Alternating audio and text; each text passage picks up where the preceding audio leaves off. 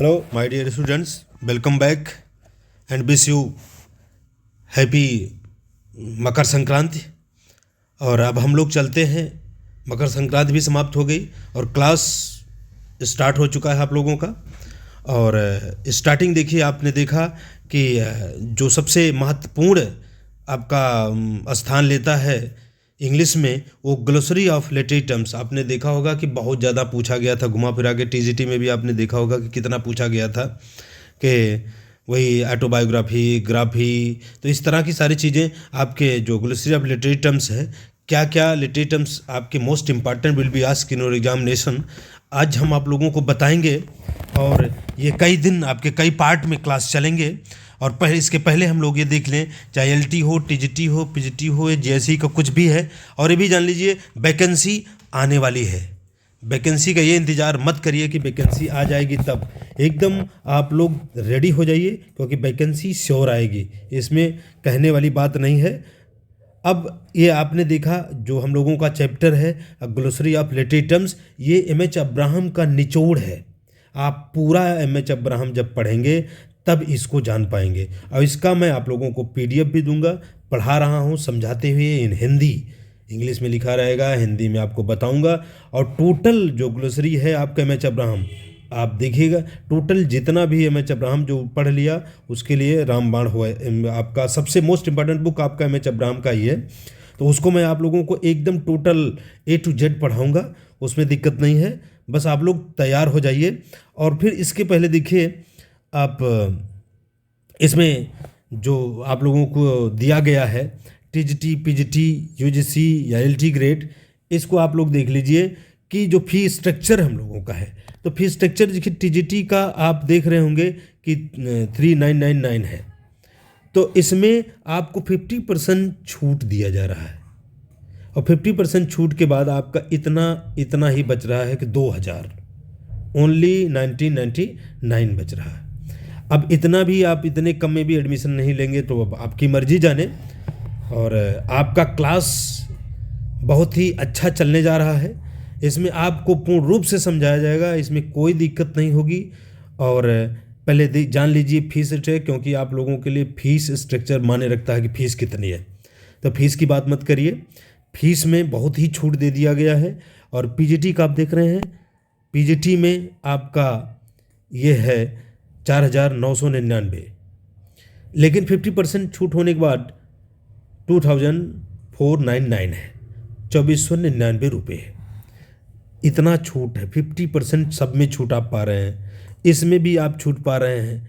मान लीजिए इस समय अभी आप लोग यूजीसी नहीं पढ़ना चाहेंगे, बट आपका टीजीटी, पीजीटी ये भी वैकेंसी आएगी। और जूनियर एडेड की अभी एक बार आई ही है, फिर आएगी, तो यह है एलटी ग्रेड की मेन जो है आपका एलटी ग्रेड का जो वैकेंसी है, कमिंग सून, एकदम जल्दी से ही आने वाली है, जल्द से जल्द जितने कमिंग सून हो जाए। इसकी फ़ीस देखिए, लगभग आप देख रहे हैं कि 5499 है, बट 50% में आप देख रहे हैं 3000 से कम हो गया, 2749 रुपये है। तो ये आप लोग अगर पढ़ना चाहते हैं और ज्वाइन करना चाहते हैं तो आप देखिए व्हाट्सअप नंबर ये आपका दिया गया है 9517274732, ये आप व्हाट्सअप कर सकते हैं। और अगर आपको फ़ोन करके बात करनी है, कोई कन्फ्यूज़न है, उस कन्फ्यूज़न को दूर करना है, तो इस नंबर पे आप संपर्क करें, ओके।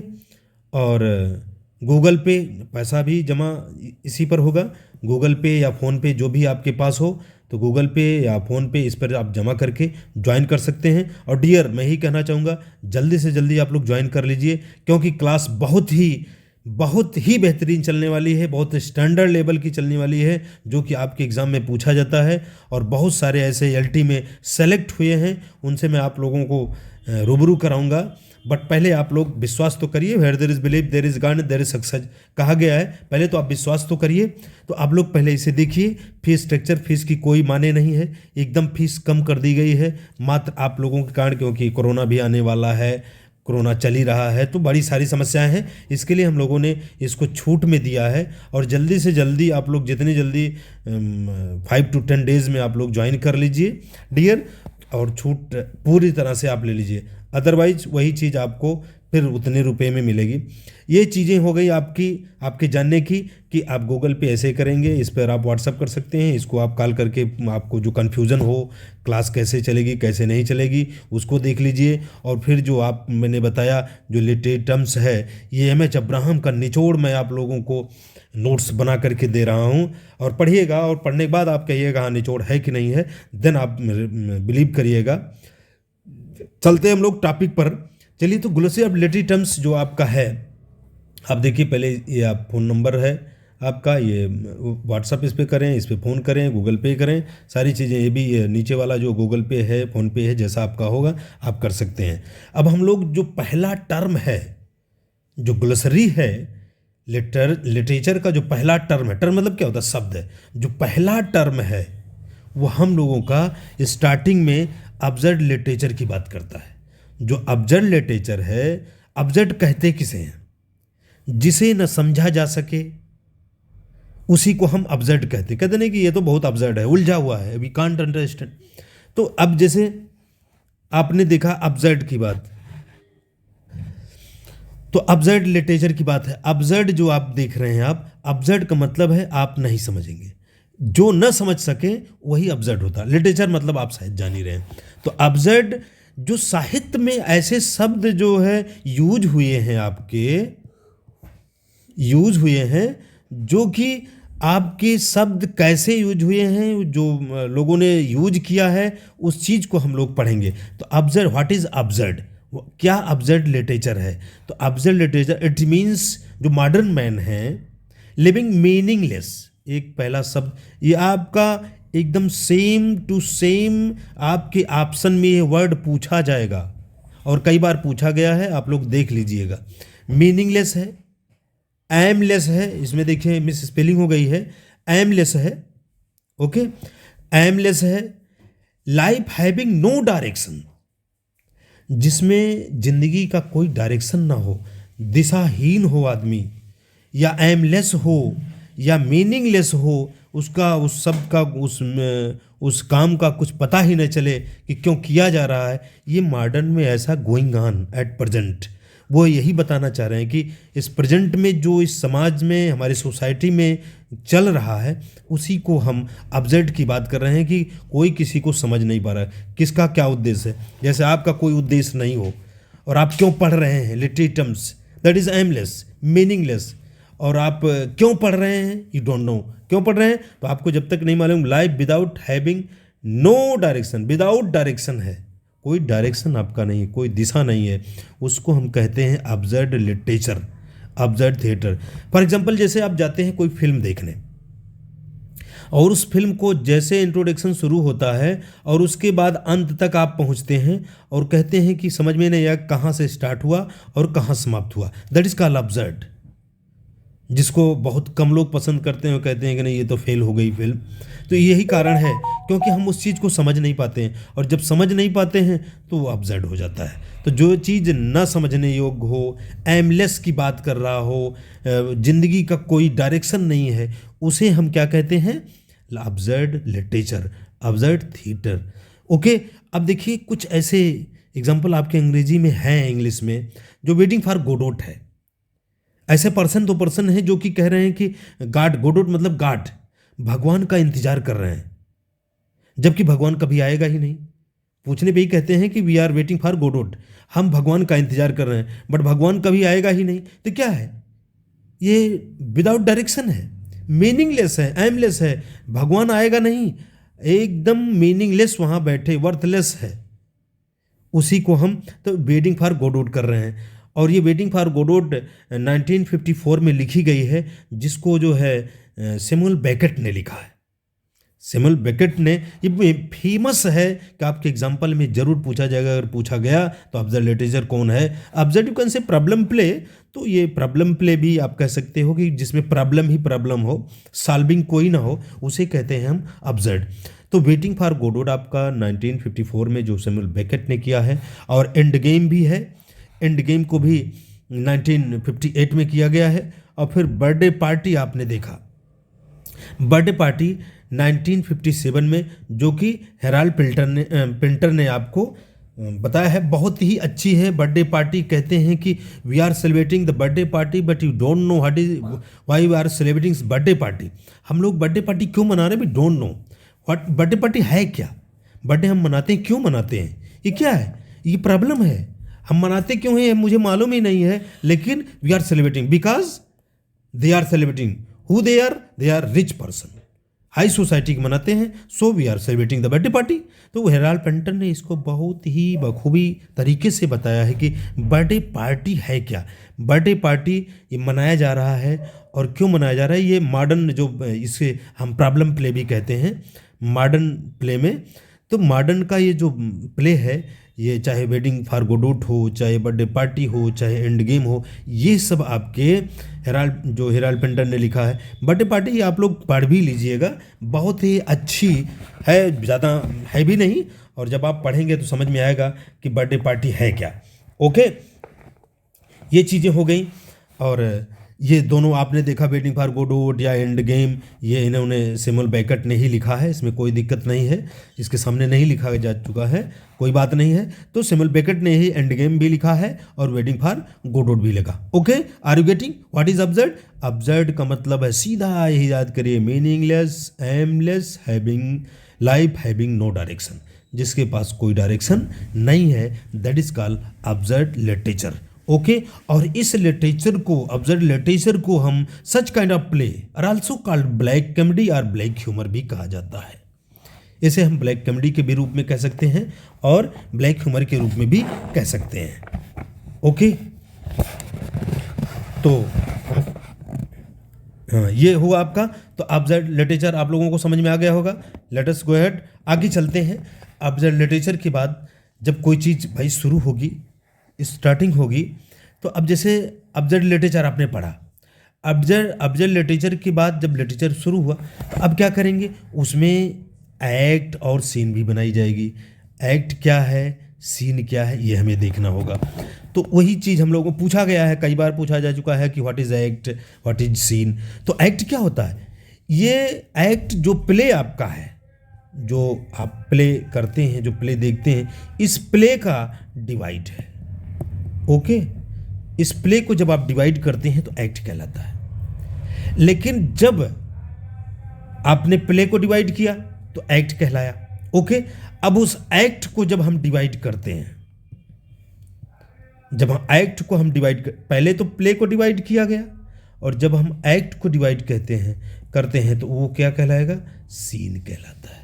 ओके, यही चीज़ें हैं आपके इंग्लिश में कि an act is major division the action of the play. मतलब जब हम प्ले को डिवाइड करते हैं तो एक्ट कहलाता है, और जब आप एक्ट को डिवाइड करते हैं, और ये जो आपका टेक्निक लिया गया है, ये रोमन टेक्निक, अगर पूछ लिया गया जो एक्ट और सीन है, ये कौन सी टेक्निक है, कहाँ से वेयर डिराइव फ्रॉम, ये कहाँ से ली गई है, तो ये रोमन टेक्निक है। ये भी पूछा जा सकता है, क्योंकि कई बार पूछा भी जाता है। तो इट इज़ रोमन टेक्निक। और एक्ट क्या है, major division in the action of the play. ये मेजर डिवीजन है प्ले के एक्शन में।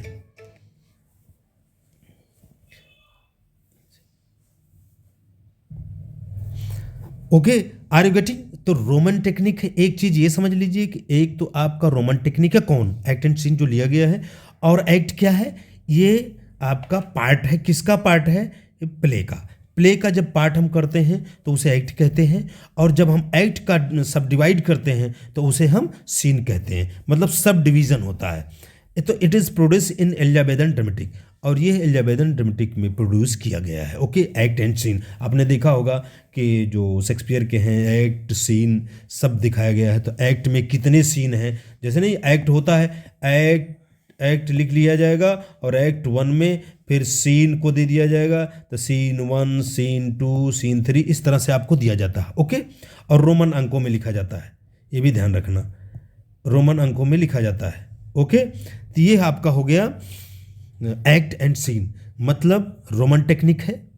और एक्ट क्या है, ये प्ले का डिवीज़न है जो एक्ट कहलाता है, और सीन क्या है, ये आपका एक्ट का डिवीज़न है, सब डिवीज़न है, सीन उसे कहते हैं। Okay, scene is subdivision of act.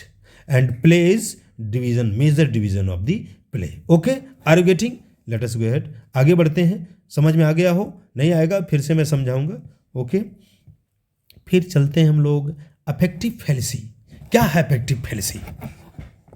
Affective आप जानते हैं, और फैलेसी मतलब होता है कल्पना, जो इमेजिन करते हैं।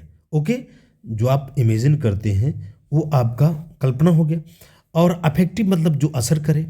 सपोज करिए आप कोई बुक पढ़ रहे हैं या कोई आप मूवी को देख रहे हैं, तो उससे जो आपको लगता है ना कभी कभी कि अरे ये तो चीज़ हमारे साथ घटना घटित हुई है, तो जो इंसिडेंट, जो इवेंट आपके साथ वो घटित हुई है, वो कोरिलेट करता है आपसे। ओके, तो जो आपको कोरिलेट करता है तो आप कहते हैं ये हमारे साथ घटना हो गई है, वो अफेक्टिव फैलेसी जो ये। और अफेक्टिव फैलेसी देखिए 1946 की बात है। अब अफेक्टिव जो फैलेसी है, ये कहा गया है कि affective fallacy deals with the emotional, motional लिखा हुआ है, इमोशनल होना चाहिए। Okay, emotional effect upon the readers while the evaluate a poem, the term is correlate to impressionism and negotiatism। जब correlate करता है, ओके, और इसे एक रूप ये भी कहा जा सकता है, अगर ऑप्शन में आया, मान लीजिए सब ना आए affective fallacy, what is affective fallacy, तो अफेक्टिव फैलेसी में यही दे दिया इम्प्रेशनिज्म एंड निगेटिविज्म। क्या आपको पढ़ने के बाद क्या आपने उसे इवैल्यूएट किया, उसको कैसे आपने समझा, उस चीज़ को किस तरह से आप अपने दिल पर, अपने दिमाग पर लिया, उसी को कहते हैं। तो इम्प्रेशन हुआ, और उसे कितना आप निगेटिव, कितना आपने पॉजिटिव लिया, उसी को हम कहते हैं affective fallacy. Okay, impressionism and negatism भी कहा जाता है इसको।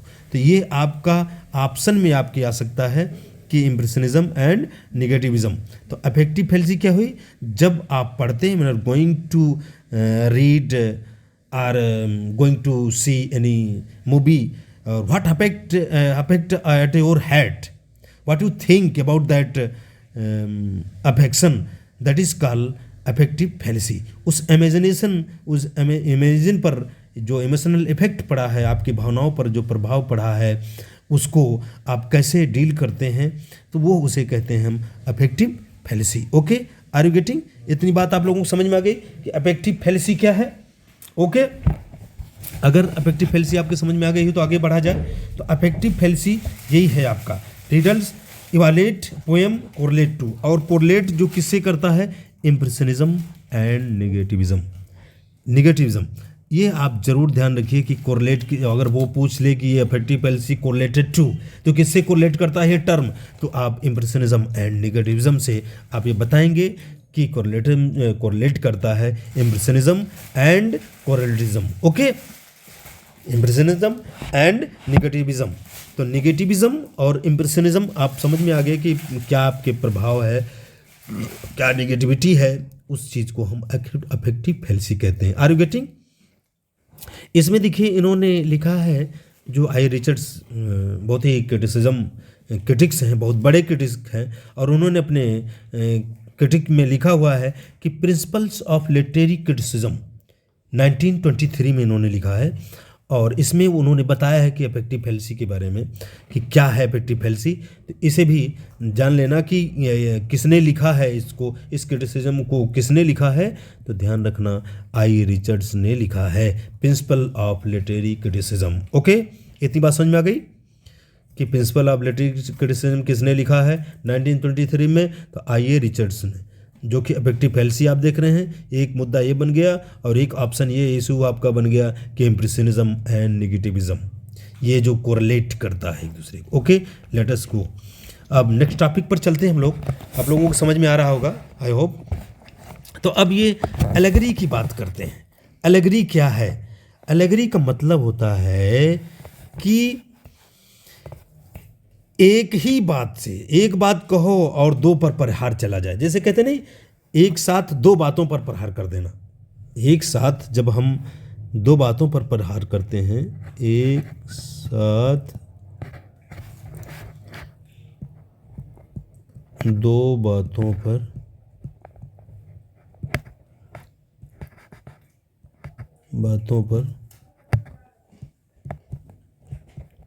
प्रहार करना।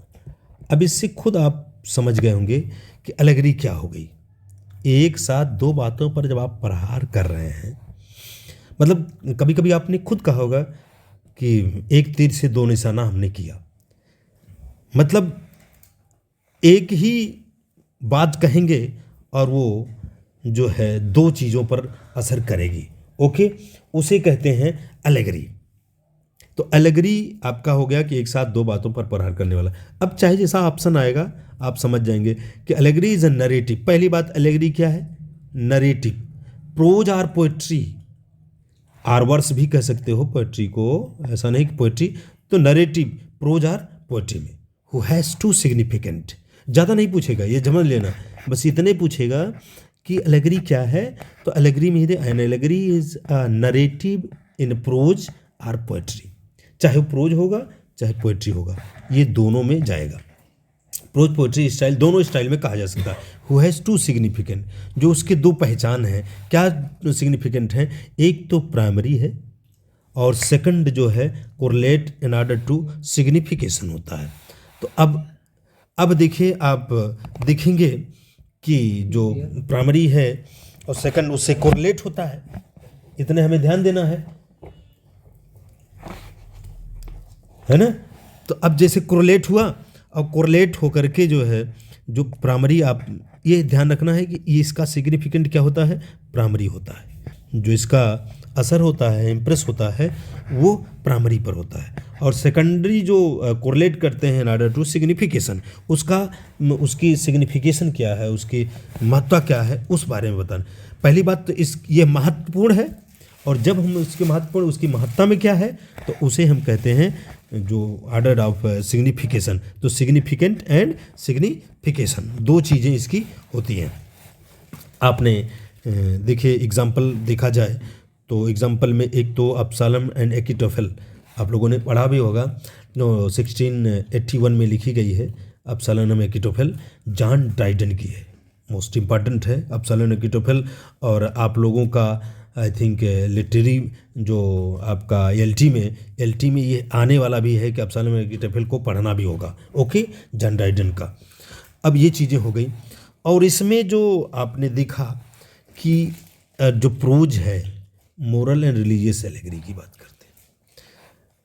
जो अब्सालम एंड अकीटोफेल है, इसमें जो प्रोज है ये मोरल और रिलीजियस एलेगरी की बात करते हैं। मोरलिटी की भी बात करता है और रिलीजियस की भी बात करता है।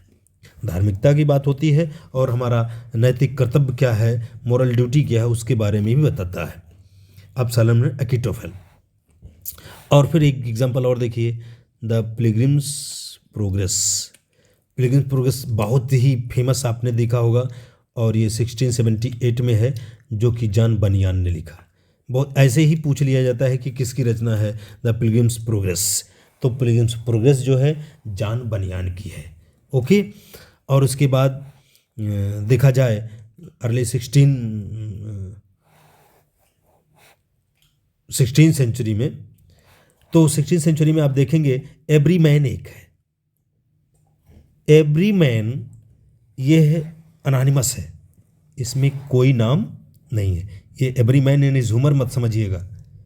Every man in his humour Ben Jonson का है, लेकिन यहाँ ये बेन जॉनसन का नहीं है। एवरी मैन अननेम है, इसका नेम नहीं है, अनोनिमस है। ये भी एक एलेगरी है। एलेगरी का एक जो फॉर्म है, तो ये भी एक एलेगरी है। और किसमें है? मोरलिटी प्ले है। तो पूछ सकता है every man in his type of play, तो मोरलिटी प्ले। देखिए तरीके भी पूछने के कैसे पूछा जा सकता है। आप ऑप्शन दे देगा एवरी मैन, एक तो पूछ लेगा रिटन बाय विच पर्सन, तो किसने लिखा है, तो अनोनिमस हो गया पहली बात। अगर पूछ लिया कि every man in which type of play, तो मोरलिटी प्ले। दो क्वेश्चन ऐसे ही समझ में आ गया। एवरी मैन है क्या? एलेगरी है। What is every man? तो एलेगरी है। Moral play in which type of play, तो मोरल प्ले है। और व्हाट इज एवरी मैन, तो एलेगरी है। ये सारी चीज़ें आपको ध्यान देनी होगी कि ए एलेगरी है, मोरलिटी प्ले है, और एवरी मैन अननोन है। ये इसको किसी ने लिखा है जिसको जाना नहीं गया है, अननोन पर्सन के लिए है। ओके, इतनी बात समझ में आ गई। नेक्स्ट हम लोग चलते हैं फिर आप फेबल जानते हैं, लघु कथा, नुक्कड़ कथा जानते हैं ना, जो कभी कभी चौराहे पे आप देखते हैं लोग करते हैं ना कि 10 मिनट 20 मिनट की कहानी और उसमें कोई उद्देश्य छुपा होता है। तो इसका मतलब ये है, लघु कथा का मतलब है इसमें कोई उद्देश्य छिपा है। ओके, इसमें कोई ना कोई आपका उद्देश्य छुपा हो, उपदेश छुपा होता है। लघु कथा यही होता है, कोई उपदेश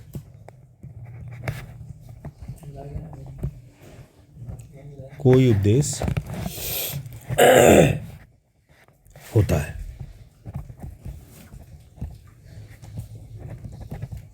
तो जहाँ कोई उपदेश होता है उसको कहते हैं फेबल। जो लघु कथा, छोटी कथा है, छोटी कहानी है, जैसे नुक्कड़ पे होता नुक्कड़ कहानी, तो छोटी कहानी है बट ये उपदेश दे के जाती है। ये हमें ध्यान देना है, इतने दिमाग में रखना है कि क्योंकि भाई हम लोग इंग्लिश मैन तो है नहीं कि हम इंग्लैंड के हैं, तो हमें कहीं ना कहीं अपने हिंदी की भावनाओं को समझना होगा, हिंदी के भाव को समझना होगा, और तभी हमारे दिमाग में इंग्लिश आएगी। और जब हम हिंदी के भाव को समझ जाएंगे, एक्सप्रेशन को समझ जाएंगे, तो चाहे जैसे ही रूप में वो इंग्लिश में लिखेगा वो हम समझ जाएंगे कि हाँ ये लघु कथा है और इसमें कोई न कोई उपदेश छुपा हुआ है। तो आपने देखा लिखा हुआ है शॉर्ट नरेटिव प्रोज। ये देखिए आपका ऑप्शन बन गया, कहीं नहीं जाना है, ये आपका ऑप्शन बन गया कि शॉर्ट नरेटिव प्रोज और वर्स। चाहे वर्स में, वर्स मतलब पोइट्री, प्रोज या पोइट्री में शॉर्ट है, चाहे पोइट्री लैंग्वेज में कहना हो, चाहे आप प्रोज लैंग्वेज में कहना हो, किसी में भी आप शब्दों में कहेंगे बनाएंगे तो इसे कहा जा सकता है। इसे अपुलाग भी कहा जाता है। ये देखिए कई नाम। तो फेबुल एक लघु कथा है। इसे दूसरा नाम you can call it apology, apologue कहा जा सकता है, अपोलॉजी से ही बना तो अपोलाग बना है, जिसको हम कहते हैं, ये पूछा जा चुका है फेबुल क्या है, तो अपोलाग भी दूसरा नाम, other name is called apologue, ये भी पूछा जा चुका है। ये ध्यान रखना, ऐसे मत समझना डियर। और हाँ, आप लोग लाइक करते रहिए और समझते रहिए, इच्छा कहे तो सब्सक्राइब भी करते रहिए। आप लोग सब्सक्राइब नहीं कर रहे हैं, और जो मेरे सभी चाहे वो नए हों चाहे पुराने हों जुड़े हैं, तो ये उनसे ये कहना चाह रहा हूँ कि जल्दी से जल्दी अब ज्वाइन कर लीजिए। ये मत देखिए कि हाँ हमें अब जो है अभी तो वैकेंसी नहीं, वैकेंसी पक्का श्योर एंड सर्टेन आना है, उसमें नो डाउट, उसमें डाउट नहीं है कि नहीं आएगा। ओके, तो फेबुल का मतलब पहले समझ लीजिए, दूसरा नाम है अपोलाग। फेबुल का another name is called apologue, ये हो गया आपका। और फिर क्या है, ये short narrative prose or verse, ये आपका ऑप्शन में आ सकता है। एक तो दूसरा नाम आ सकता है, एक ये आ सकता है। जो जो आपके एग्जाम्पल में आना है, जो आपके ऑप्शन में बन के आना है, वो मैं आपको बता रहा हूँ डियर्स, रटने की ज़रूरत नहीं है। फेबुल आया, आँख मूंद लगाओ, दूसरा नाम अपोलाग, और आप इसकी मतलब को क्या कहते हैं, कोई उपदेश इसमें छुपा होता है, छोटी कहानी होती है। ओके, अब शॉर्ट नरेटिव प्रोज और verse that exemplifies an abstract moral theme होनी चाहिए, इसमें गलत छप गया है, moral theme is or principle, सिद्धांत, मतलब सिद्धांत से मतलब है, चाहे थीम्स कहिए चाहे नहीं, तो ये प्रिंसिपल सिद्धांत होना चाहिए। आप ह्यूमन बिहेवियर, ह्यूमन का बिहेवियर कैसा है। The characters states the moral in the form of an epigram. ये देखिए तुरंत ये करें, जो इसके करेक्टर्स हैं, states the moral in the form of, किसमें, एपिग्राम में। एपिग्राम आपको जो फिगर आप स्पीच आपने पढ़ा होगा, एपिग्राम होता क्या है, ये कैसी विशेषता है एपिग्राम, जो कहते हैं सूक्ति, हिंदी में क्या कहते हैं, सूक्ति। और सूक्त जानते हैं, छोटा सा रहेगा, एक लाइन रहेगा, लेकिन उसकी पोएम की पूरी कहानी को लिखना होगा। जैसे हम कहें कि child is the father of man, कहते हैं ना, आप कहते हैं चाइल्ड इज द